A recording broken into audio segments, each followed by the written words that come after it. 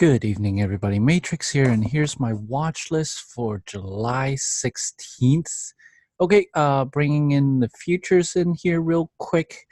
We are, it's not midnight yet. It's 11:30 right now, so the futures haven't really changed much. Yes, it did gap up a little bit after 6 o'clock. And we are gapping up about 25 cents. So with that correlating to the SPY, we're at around the 301 area right now. So let's bring in the SPY here, 301 from Friday. And today you see that the SPY gapped up this morning, came down, pull in, and held a low. From there, it rounded off and start grinding back up. We are currently sitting at around the 301 area. It's looking like it's forming a nice short-term trend here. Okay, so overall, the market is looking kind of bullish, not very bullish, somewhat bullish. And with that said, we also have the Fear and Greed Index as well. And previous close, we're at 64 a week ago, 59. Right now, we're sitting at 57. So pretty even, a little bit to the bullish side. So nothing to really worry about the market right now. So let's get into my watch list. I have 4 tickers for you guys tonight. One of them is earnings season, pre-market earnings of Johnson & Johnson. So let's pull that chart up real quick. Johnson & Johnson, before the market opens, it's going to announce its earnings. Looking at this daily chart, it doesn't look too well. It's coming in hard. And if tomorrow's earnings is terrible or has a bad reaction, it could possibly come down even more. Actually, thinking about this right now, it has made key support here at 132.50. So depending on where it goes tomorrow in the earnings, this stock is definitely in play. As you can see, people are already selling prior to earnings, so they're not too hopeful. With that said, if it gaps down really low, then the first reaction is a cover pop.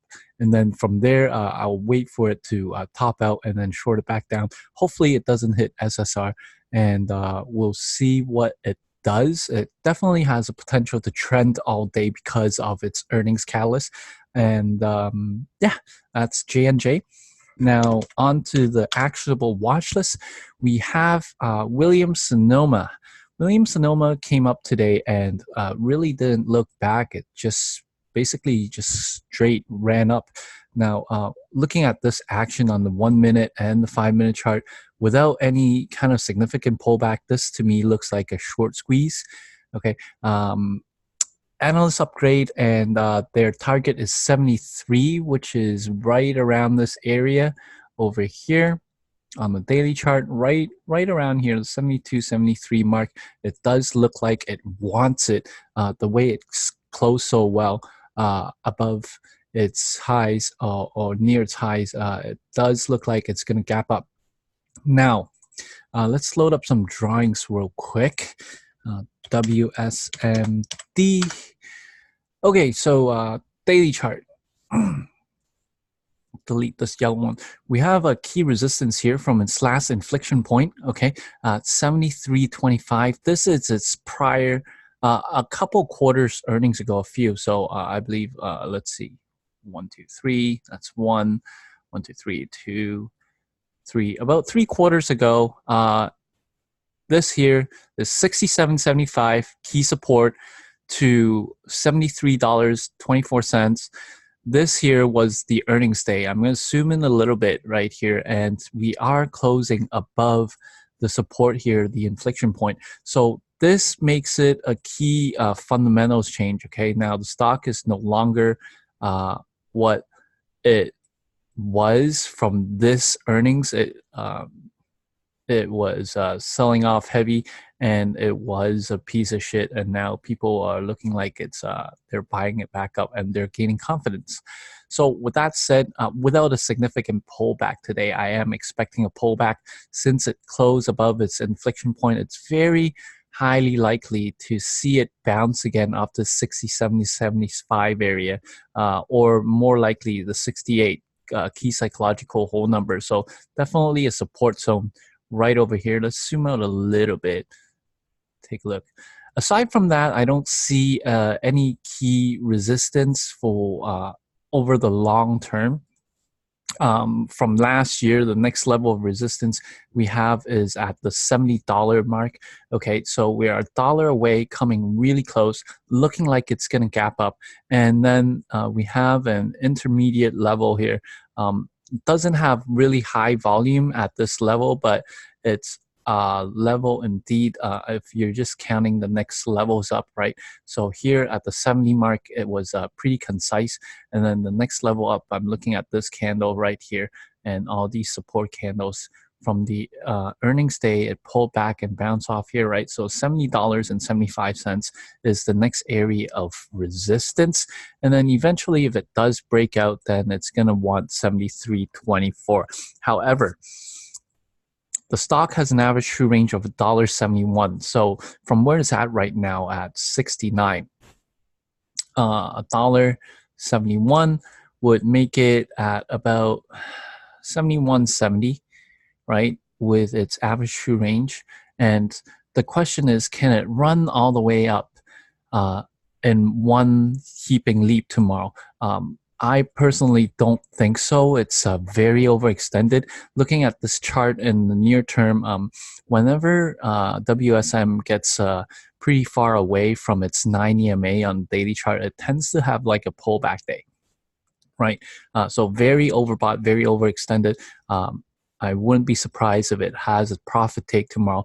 From the way it closed so strong, I am expecting a gap up with the SPY futures gapping up as well. So probably gap up around the $70 area. And then we'll see a profit take come down and range back down to around the 68 level, 68.50. That's about $1.70.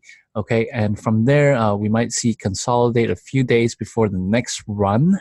But nonetheless, the stock is bullish, so it can go either way. If it gets above 70 and starts holding, long it. Okay, yeah, that's WSM. And then we have DELL, Dell Technologies. Okay, so Dell Technologies, let's load this up real quick. DELL is also going to be on my main watch list. Looking at the daily chart, it finished pretty well. Again, closed well on its highs, closed very strong after hours as well. A lot of volume came up late day, okay, very near the close. And this is basically, I can explain this. I mean, I was thinking about this, and I'm thinking, how come it didn't do this move in the middle of the day? Why did it have to wait until late day before it popped like that? So I look at the previous day, and previous day we had a gap up and then just a drop and pop, right? So you see a doji here, okay? So from here, people took profits and perhaps shorts hammered in and held overnight, okay, as it closed underneath the 54 area, right? So let's mark off the 54. Now, let's just say if there were overnight shorts, they were giving it up to perhaps they want to see if it can keep going down. And basically today it topped out at around this 54.50, and then it busted through a little bit, came down and held late day at around the 2 o'clock area. And I think the sellers basically stepped aside and said, oh, okay, well, the stock is not going to go down anymore, so we're going to cover now. And they started covering, and from there, we get a breakout of 54.50 right here, okay, which was the range all day today, the highs all day, right? And from there, it held the VWAP and just ran. Okay, so the shorts are getting out. Buyers might or might not step in tomorrow. I'm thinking if it dips and hold some sort of support level, then it's definitely going to continue running tomorrow. We have key resistance here at the 57 mark, okay, which is this day. Okay, this June 20th day, we had an analyst upgrade, and the stock gapped up huge and just sold off, right? Some people who bought this 67 area or 57 area or 56 area, they might be holding the bag. And if the stock comes up to this 56 again, it could be a chance for them to get the hell out or break even, or the stock in itself can show some sort of resistance before it continues to go up. Now, with that said, let's take a look here. The average true range is $1.70 again, and relative volume is 1.85. So this stock is definitely in play. The way it closed so well above its highs, or closed so strong, I am anticipating a gap up tomorrow.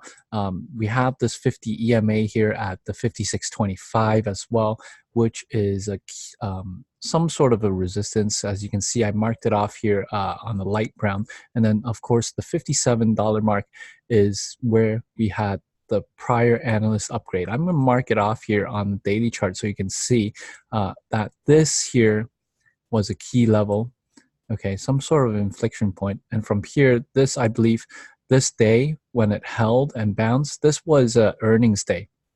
Okay, so this 57 to 57.30 area, very, very key. I don't think it can get above it tomorrow. Okay, what I'm watching for is 55.50. Okay, as you can see, I marked it off as orange, and I am anticipating a gap up. So looking for a dip, and if it holds 55.50, then it's a long, and also the key area of 55 as well.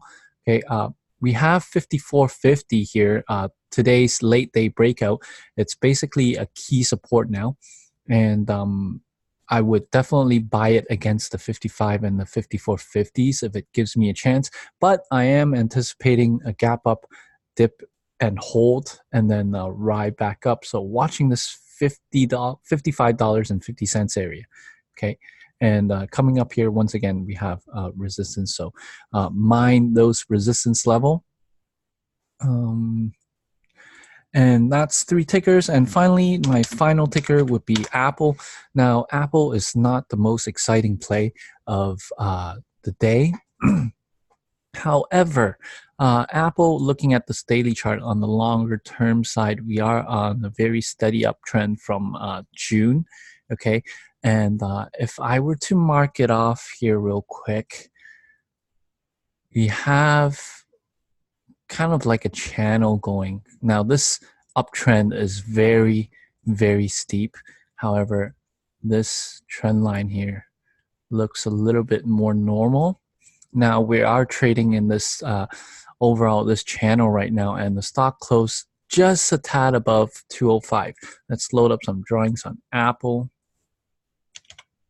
If I saved any drawings, no, I didn't. Okay, so what I noticed about Apple though, today's action, very interesting, right? It popped, ran, dipped hard, held some sort of support, and then came back up, and it's now hanging around the 205, which is key psychological hold number. We have a trend formation. Okay, so if I'm gonna connect yesterday's drop to today's drop, right here, okay, it bounced off the 50 EMA right here. Let's zoom in a little bit on the 30-minute chart, and then here is the hard drop and bounce, right? So we have a nice concise trend line. Let me zoom out a little bit and extend this trend line. Okay, let's extend it a little bit.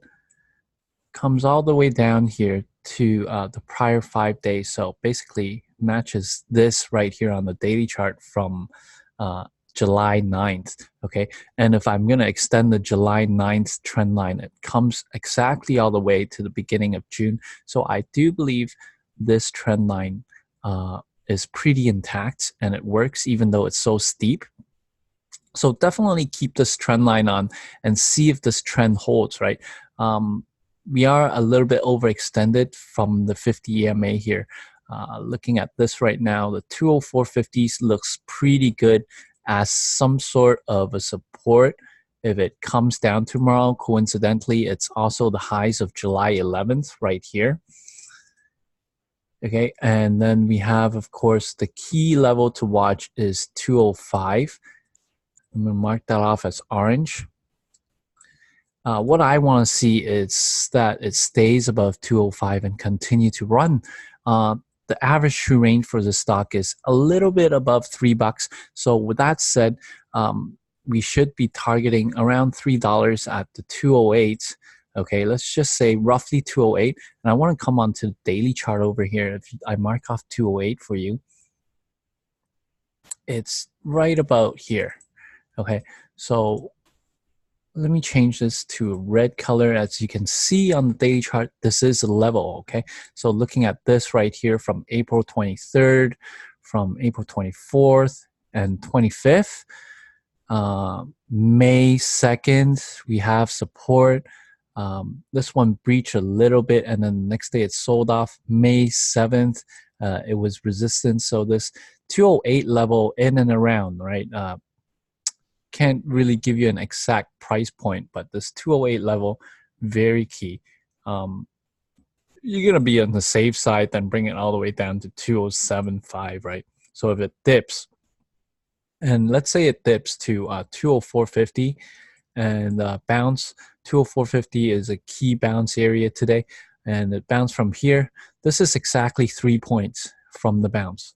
So that would be 1 ATR. However, like I said in the beginning of the watch list here on Apple, it's not the most exciting trade.